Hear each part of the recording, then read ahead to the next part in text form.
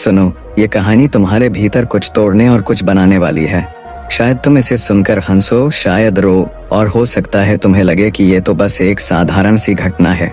लेकिन अगर तुम इसे दिल से सुनो तो ये अगले 24 घंटे में तुम्हारी सोच, तुम्हारा नजरिया, यहाँ तक कि तुम्हारी सांस लेने का तरीका भी बदल सकती है।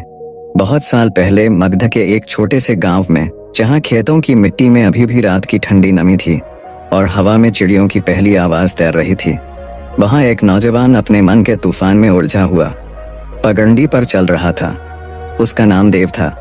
देव के पास सब कुछ था जो एक सामान्य इंसान चाहता है, खेत, धन, घर, लोग जो उसका आदर करते थे। लेकिन फिर भी उसके भीतर एक खालीपन था, जैसे कोई अंधेरा कोना जहां से एक अनकहा दुख हर वक्त रिश्ता रहता था। उसने बहुत कुछ आजमाया, त्योहारों में नाचा, शराब पी, दोस्तों के साथ हंसा, यहाँ तक कि दूर के शहर में जाकर व्यापार किया। लेकिन हर बार कुछ दिनों के बाद वही खालीपन लौट आता। एक सुबह वह नदी के किनारे खड़ा सोच रहा था कि आखिर उसकी जिंदगी में ऐसा क्या है जो उसे चैन नहीं लेने देता। तभी गांव में खबर फैली, आज बुद्ध इस रास्ते से गुजरेंगे। लोग खेत खलिहान छोड़कर रास्ते के किनारे इकट्ठा होने लगे, बच्चे पेड़ों पर चढ़ गए और औरतें थाल में फूल लेकर खड़ी हो गईं। देव ने पहले सोचा कि इसमें उसका क्या, लेकिन फिर एक अजीब सा खिंचाव महसूस हुआ, जैसे कोई भीतर से कह रहा हो, जा देख। वह भीड़ के पास पहुंचा। दूर से कुछ भिक्षु नंगे पांव, साधारण वस्त्र पहने धीमे धीमे चल रहे थे और उनके बीच में एक व्यक्ति था जिसके चेहरे पर इतनी गहरी शांति थी कि लगता था आसपास का सारा शोर उसी में घुल गया है। वह बुद्ध थे। देव ने बस एक नजर डाली और उसे लगा कि यह नजर उसके भीतर तक उतर गई, जैसे उसके सारे राज खोल कर देख लिए हों। बुद्ध चलते चलते जब देव के सामने से गुजरे तो एक पल के लिए उनकी आंखें मिलीं। समय थम गया। देव का दिल तेज धड़कने लगा। बिना कुछ कहे बुद्ध ने हल्का सा सिर हिलाया और आगे बढ़ गए। देव के पांव खुद ब खुद उनके पीछे चल पड़े। कोई उसे रोक नहीं रहा था। भिक्षु भी जैसे जानते थे कि ये लड़का अब लौटेगा नहीं। रास्ता गांव से निकलकर खेतों के बीच, फिर जंगल की ओर मुड़ गया। पत्तों के बीच से सूरज की रोशनी जमीन पर सुनहरी परत बिछा रही थी। हवा में मिट्टी और फूलों की मिली जुली खुशबू थी। देव के मन में सवाल थे, ये कहाँ ले जा रहे हैं?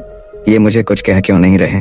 लेकिन उसने खुद को रोका। उसने महसूस किया कि बुद्ध के आसपास एक अजीब सी ऊर्जा है, जैसे सब कुछ शांत हो गया हो। जंगल गहरा होता गया, पक्षियों की आवाज धीमी पड़ने लगी और सिर्फ पैरों के नीचे सूखे पत्तों की चरमराहट रह गई। थोड़ी दूर चलने के बाद बुद्ध एक खुले स्थान पर रुके। वहां पास ही एक नदी बह रही थी। पानी इतना साफ था कि तल में पत्थर चमक रहे थे। बुद्ध ने देव की ओर देखा और बस इतना कहा, पार करो। देव ने देखा कि धारा तेज है। पहले कदम रखते ही ठंडा पानी टखनों तक चढ़ाया। उसने संतुलन बनाने की कोशिश की, लेकिन हर लहर उसके पैरों को खिसकाने की कोशिश कर रही थी। उसने मजबूती से खड़े रहने की कोशिश की, लेकिन जितना वह रोकता उतना ही उसका संतुलन बिगड़ता। तभी उसने देखा कि बुद्ध बिना संघर्ष के बस सहजता से बहाव में चलते हुए पार हो गए। देव ने भी एक पल के लिए खुद को ढीला छोड़ दिया और उसने पाया कि पानी उसे संभाल रहा है, जैसे जीवन खुद उसे पार ले जा रहा हो। किनारे पहुंचने पर बुद्ध ने कहा, जीवन भी ऐसा ही है। जितना तुम उसे रोकते हो उतना वह तुम्हें गिराता है, जितना तुम उसे अपनाते हो उतना वह तुम्हें संभाल लेता है। देव चुप रहा, लेकिन यह बात उसके भीतर कहीं उतर गई। आगे का रास्ता और कठिन था, कांटेदार झाड़ियां, फिसलन भरी चट्टानें, लेकिन अब देव को महसूस हो रहा था कि हर कदम उसे कहीं और ले जा रहा है। सिर्फ जगह नहीं बल्कि भीतर भी। शाम होने लगी। वे एक पहाड़ी की चोटी पर पहुंचे। नीचे गांव के घर, खेत, लोग सब छोटे छोटे दिख रहे थे। बुद्ध ने कहा, देखो, वहाँ हर कोई अपनी अपनी कहानी में फंसा है। कोई सोचता है कि धन ही सुख है, कोई सोचता है कि धन ही सुख है, कोई सोचता है कि ताकत ही सुरक्षा है, लेकिन सब एक चीज भूल जाते हैं, मृत्यु। देव ने चौंक कर देखा। बुद्ध आगे बोले, मृत्यु तुम्हें याद दिलाती है कि तुम्हारे पास जो है वह स्थायी नहीं है, और जो स्थायी है उसे तुमने कभी खोजा ही नहीं। रात होने लगी, तारे आसमान में खिल गए। बुद्ध ने आग जलाई और कहा, आज रात सोना मत, बस देखना, सुनना और जो भीतर उठे उसे देखना। देव ने पूछा, अगर मैं थक गया तो? बुद्ध मुस्कुराए, थकान भी देखना। और फिर रात का असली सफर शुरू हुआ। रात गहरी हो चुकी थी। जंगल में सिर्फ झींगुरों की आवाज और कहीं कहीं दूर से आती उल्लू की हूट सुनाई दे रही थी। आग की धीमी लौ देव के चेहरे पर चमक रही थी और उसकी आंखों में बेचैनी की लकीरें नाच रही थीं। उसने सोचा कि बुद्ध अब कोई गहरी शिक्षा देंगे, कोई मंत्र, कोई ध्यान विधि, लेकिन बुद्ध बस शांत बैठे थे। उनकी आंखें बंद थीं, सांसें इतनी स्थिर कि लगता था वे सांस भी नहीं ले रहे। देव ने इधर उधर देखा। अंधेरा इतना गहरा था कि लगता था हवा भी काली हो गई है। वह सोचने लगा कि यहाँ मैं अकेला होता तो डर से कांप जाता, लेकिन बुद्ध की मौजूदगी में एक अजीब सा भरोसा था, जैसे कुछ भी बुरा नहीं हो सकता। फिर भी मन बेचैन था, सवाल उमड़ रहे थे। ये क्यों चुप है? मैं यहाँ क्यों हूँ? 24 घंटे में क्या बदल जाएगा? अचानक बुद्ध ने आंखें खोली और बिना उसकी ओर देखे कहा, सुनो। देव ने कान लगाए। उसने सोचा कि कोई आवाज होगी, लेकिन सिवाय हवा की हल्की सरसराहट के कुछ नहीं। बुद्ध ने कहा, यही सुनना है जब तुम शोर में नहीं, मौन में सुनते हो। देव को समझ नहीं आया कि मौन में सुनना कैसे होता है, लेकिन उसने महसूस किया कि इस अंधेरे में, इस सन्नाटे में उसके भीतर कुछ चल रहा है, जैसे कोई पुरानी परतें उतर रही हों। समय धीरे धीरे रेंगता गया। आग की लकड़ियां चटकती और बुझती रहीं, और देव को लगा कि नींद उसे खींच रही है। उसने आंखें बंद करने की कोशिश की। तभी बुद्ध ने कहा, मत सो। देव ने कहा, लेकिन मैं बहुत थक गया हूँ। बुद्ध ने धीमे स्वर में कहा, थकान को देखो, उससे भागो मत।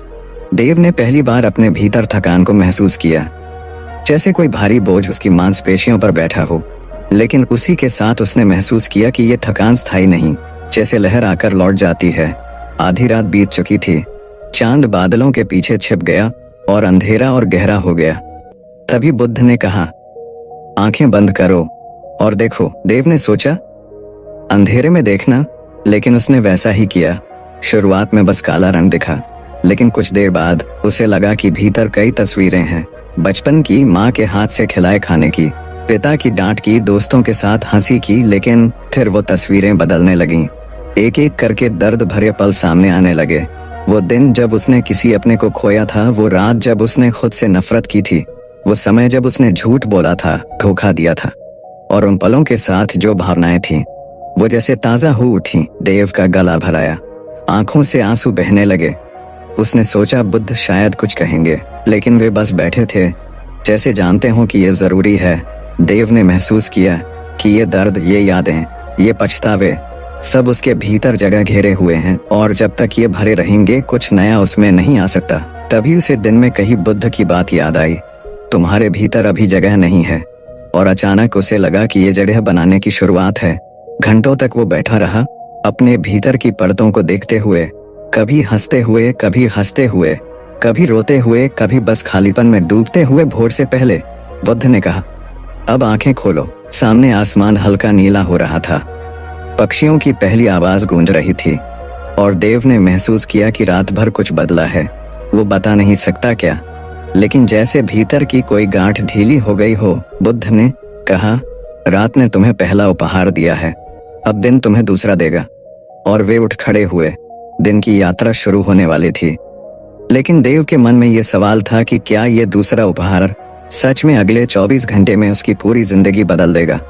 और यही सवाल उसे उनके पीछे पीछे चलने के लिए मजबूर कर रहा था। सुबह की हवा में हल्की ठंडक थी। पेड़ों की पत्तियों पर ओस की बूंदें सूरज की किरणों से चमक रही थीं, जैसे किसी ने छोटे छोटे मोती बिखेर दिए हों। देव के चेहरे पर रात भर की जाग के कारण थकान थी, लेकिन भीतर कहीं एक हल्कापन भी था, मानो उसने कोई पुराना बोझ उतार दिया हो। बुद्ध ने कुछ नहीं कहा,